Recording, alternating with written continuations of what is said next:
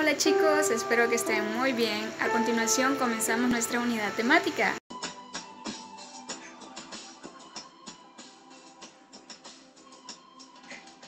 Hola chicos, hoy hablaremos acerca de la explicación y el diálogo. El objetivo de esta clase es que ustedes puedan aplicar los saberes aprendidos de la explicación y el diálogo en ejercicios dados. Como punto de partida y como parte de la introducción, sabemos que la explicación es algo muy importante y se transmite o se comunica de dos formas, tanto oral como escrita. La explicación es cuando el emisor transmite una información al receptor. Tal información debe estar basada en las siguientes preguntas: ¿qué es? ¿Cómo es? ¿Cómo está compuesto? ¿Para qué sucede? Por ejemplo, si estamos hablando de una lectura, ¿qué es lo que sucede en ese ambiente? ¿Cómo es lo que está pasando? ¿Cómo está compuesto? Es decir, quiénes son los integrantes y por qué sucede. La razón, buscar las causas. Comencemos con el desarrollo del tema. La estructura de la explicación es la siguiente. Introducción. Presenta el tema y plantea las preguntas. Las preguntas están basadas en las que yo mencioné anteriormente, pero claro, pueden haber otras. Desarrollo. Responde las preguntas. Aquí usted va a explicar todo a detalle. Conclusión. Resumen, opinión y posibles soluciones. Los recursos de la explicación son los siguientes. Definición, porque cuando vamos a explicar algo debemos conceptualizar lo que vamos a explicar. Ejemplificación, ¿para qué sirven los ejemplos? Para que las personas puedan entender o comprender lo que nosotros estamos explicando. Entre más ejemplos damos, es mejor, más comprensible. Comparación, siempre es bueno comparar ideas para que la comprensión sea más fácil. Descripción. Presenta los rasgos de las características del objeto, situación, lugar. Citas de autoridad.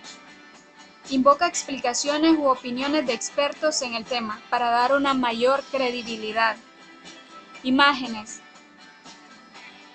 Completa la información textual mediante dibujos, fotografías, cuadros. Títulos, subtítulos y párrafos. El texto debe encabezarse con un título que explica claramente el tema que se va a tratar. Para organizar la información podemos subdividirla en párrafos e incluir subtítulos.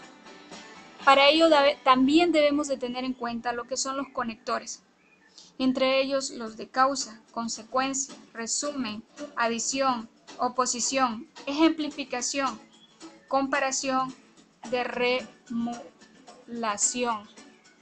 ¿Y cuáles serán estos conectores? El conector de causa. ¿Por qué? A causa de, ya que. Conector de consecuencia. Entonces, en consecuencia, por eso, por lo tanto. Conector de resumen. En suma, resumiendo, en definitiva. Conector de adición. También, y, además. Conector de oposición. Pero, sin embargo, aunque, si bien, no obstante. Conector de ejemplificación. Por ejemplo, es el caso de. Algunos de ellos son. Conector de comparación. A ambos de. Es como. Conector de reformulación. Dicho de otro modo, es decir, o sea.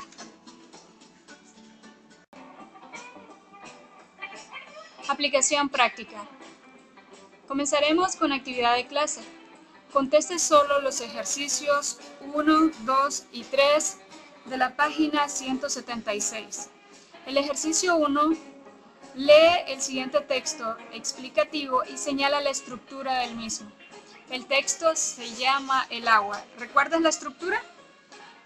Introducción, desarrollo, conclusión. Explica la estructura del texto El agua. basado en lo que yo expliqué. Si no lo recuerdas, puedes retroceder el video para que veas qué hay en cada una de las estructuras, que es la introducción o inicio, que es el desarrollo y que es el desenlace. Eso lo analizarás y lo contestarás en el inciso 1. Número 2. Identifica en el texto los recursos utilizados por su autor. ¿Cuáles son los recursos? Definición, ejemplificación, comparación, descripción, citas de autoridad, imágenes, títulos, subtítulos y en ellos debe de haber conectores. Analiza si están todos estos elementos de los recursos utilizados por el autor o no, y si lo están, analiza cada uno de ellos y los escribes en una página Word. Tarea. Aplica la estructura de la explicación en un documento Word donde explique la historia que les asigné que leyeran de su libro de lectura. A continuación, hablaremos acerca del diálogo. El diálogo es muy importante, aunque a veces las personas no le dan la suma importancia debida. Y por eso es que en el mundo hay tantas divisiones y muy mala comunicación. Las personas no escuchan el mensaje, sino que primero emiten sus juicios antes de analizar lo escuchado, procesarlo y emitir un juicio valorativo en cada uno de los mensajes que expresamos. Es por ello que el objetivo de la clase es el siguiente. Establece un diálogo con sus compañeros en el chat de grupo de alumnos en WhatsApp. Esto se hará solamente durante la clase de español, no antes ni después de la clase ni un día después, sino que esto se hará el día viernes durante la hora de la clase de español establecida en el horario de clases. Todos estarán conectados en el WhatsApp, en el grupo de junior o 10º grado de español.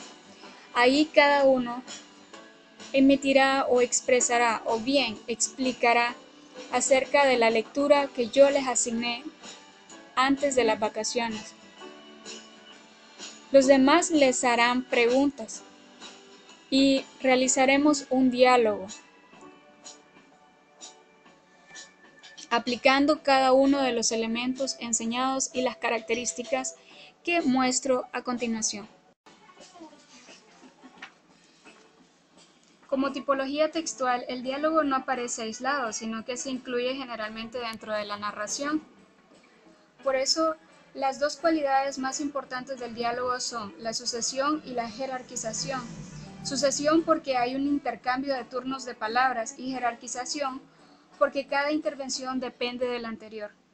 En un diálogo, los interlocutores están interesados en que el intercambio de información se produzca correctamente.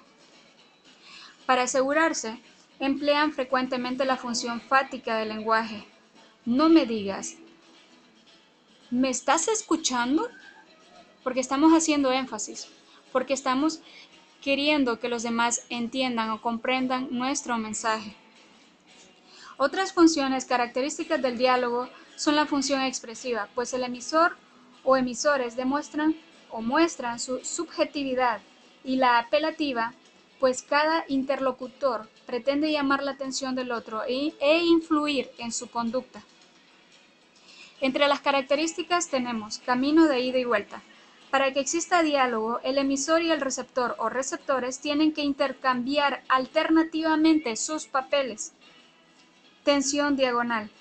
El diálogo se inicia y mantiene mediante la tensión diagonal, es decir, la motivación que mueve a dos o varios interlocutores a establecer un intercambio comunicativo.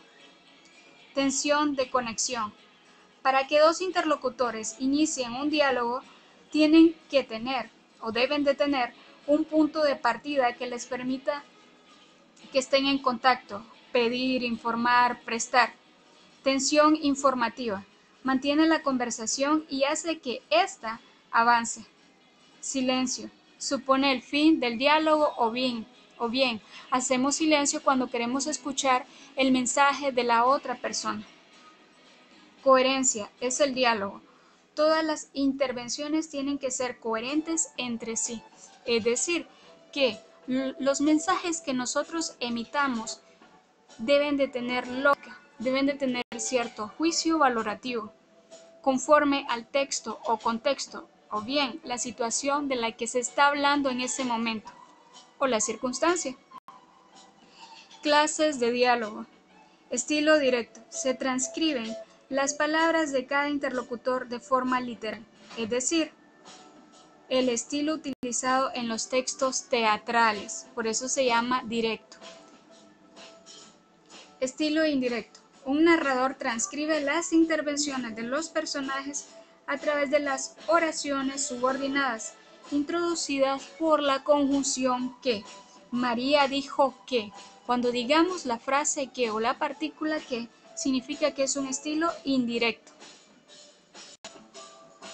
Ya para finalizar, como parte de la aplicación práctica, contesta la página 179. El día viernes participa en un diálogo en el chat de grupo acerca de la lectura asignada. Recuerda, no lo puedes hacer ni antes ni después de esa hora clase del día viernes.